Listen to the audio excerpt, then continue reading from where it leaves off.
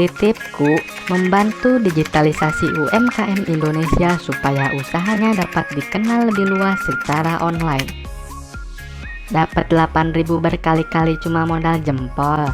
Hanya dengan memposting UMKM di sekitarmu ke aplikasi Titipku, bisa dapat Rp8.000 per posting, yang Rp1.000 akan didonasikan ke UMKM yang membutuhkan.